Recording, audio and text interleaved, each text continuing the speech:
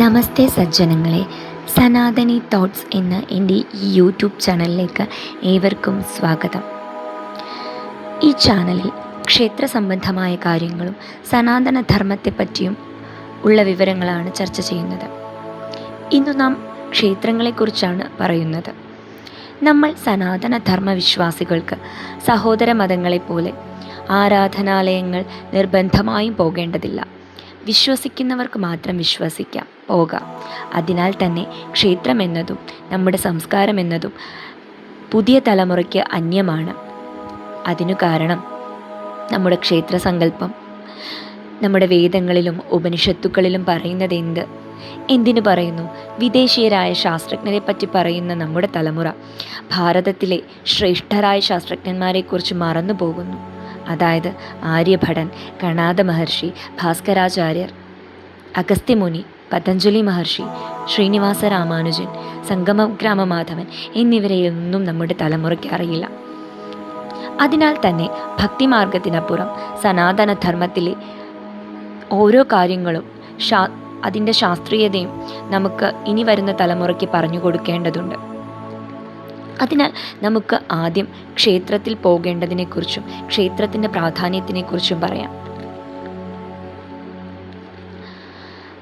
ഇനി വരുന്ന ഓരോ വീഡിയോയിലും ദേശദേവത, കുലദേവത, വിഗ്രഹാരാധന, ഉപനിഷത്തുക്കൾ, ഹിന്ദുക്കളുടെ ദിനചര്യ എന്നിവയിലെ ശാസ്ത്രീയതയൊക്കെ ചർച്ച ചെയ്യുന്നു.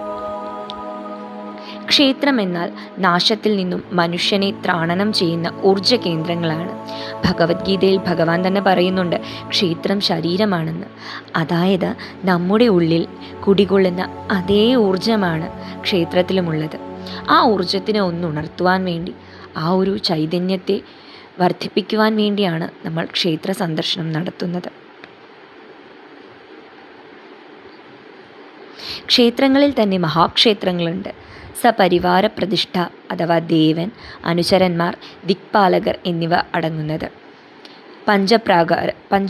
പ്രാകാരങ്ങൾ എന്നീ ലക്ഷണങ്ങളൊക്കെ ചേർന്നതാണ് മഹാക്ഷേത്രങ്ങൾ. ഭാരതീയ സങ്കല്പം അനുസരിച്ച് ക്ഷേത്രം ശരീരമാണെന്ന് പറഞ്ഞല്ലോ. ക്ഷേത്രത്തിൻ്റെ തറയോട് ചേർന്ന പാദശില കാലുകളും, പാദോർദ്ധശില അരക്കെട്ടും, ഗർഭഗൃഹം ഉദരവും, മേഖല കടിതടവും, 4 തൂണുകൾ 4 കൈകളും, ശ്രീകോവിലിനു മുൻപിലെ മണി ജിഹ്വ അഥവാ നാവിനെ സൂചിപ്പിക്കുന്നു.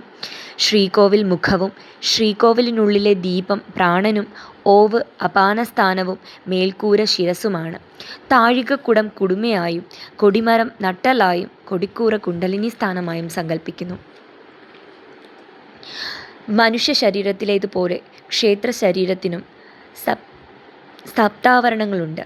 അന്നമയ ശരീരം മതിൽക്കെട്ട്, പ്രാണമയ ശരീരം പ്രദക്ഷിണ വഴി, കാമമയ ശരീരം പുറത്തെ ബലിക്കൽ വട്ടം, വിജ്ഞാനമയ ശരീരം പ്രദക്ഷിണ വഴി, ആനന്ദമയ ശരീരം ബലിക്കൽ വട്ടം, ചിന്മയ ശരീരവും ശ്രീകോവിലുമാകുന്നു. ക്ഷേത്രങ്ങളെ സംബന്ധിച്ചിട്ടുള്ള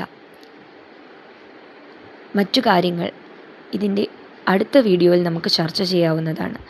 അഥവാ ക്ഷേത്രം സന്ദർശിക്കേണ്ടതിൻ്റെ പ്രാധാന്യം, ക്ഷേത്രത്തിലെ പൂജകൾ ഏതൊക്കെയാണ്, മഹാക്ഷേത്രങ്ങളിൽ ഏതൊക്കെ പൂജകളാണ് നടത്തുന്നത്, അങ്ങനെയുള്ള ക്ഷേത്രത്തെ സംബന്ധിച്ചിട്ടുള്ള മറ്റു കാര്യങ്ങൾ ഇതിൻ്റെ 2ാം ഭാഗത്തിൽ വരുന്നതാണ്. ഏവർക്കും ഈ വീഡിയോ ഇഷ്ടമായെങ്കിൽ ലൈക്ക് ചെയ്യുക, സബ്സ്ക്രൈബ് ചെയ്യുക. ഹരി ഓം.